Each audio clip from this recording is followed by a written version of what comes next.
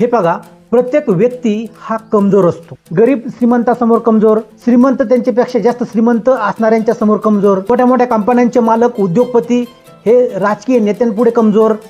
म्हणजे प्रत्येक जण हा कमजोर असतो. आणि जो ताकदवान आहे तो कमजोर असणाऱ्यावर कायम अन्याय करण्याचा प्रयत्न करतो किंवा त्याला आपल्या पंजाखाली ठेवण्याचा प्रयत्न करतो. अशा अवस्थेत कमजोर व्यक्तीला जर काही अधिकार नसतील, काही नियमांमध्ये बांधून ठेवणारे हक्क त्याला नसतील, तर जो ताकदवान व्यक्ती आहे तो कमजोर व्यक्तीला खाऊन टाकील, संपवून टाकील. म्हणूनच आपल्या संविधानाने प्रत्येक कमजोर व्यक्तीला स्वतःचे असे अधिकार दिलेले आहेत. लोकांना मिळालेल्या या अधिकाराची अंमलबजावणी 26 जानेवारी 1950 सालापासून झाली आणि तेव्हापासून आपल्या देशामध्ये 26 जानेवारी हा प्रजासत्ताक दिन म्हणून साजरा केला जातो. आपला देश हा प्रजासत्ताक व्हावा यासाठी अतोनात कष्ट घेणाऱ्या महामानव डॉक्टर बाबासाहेब आंबेडकर यांना विनम्र अभिवादन. प्रजासत्ताक दिनाच्या सर्वांना हार्दिक हार्दिक शुभेच्छा.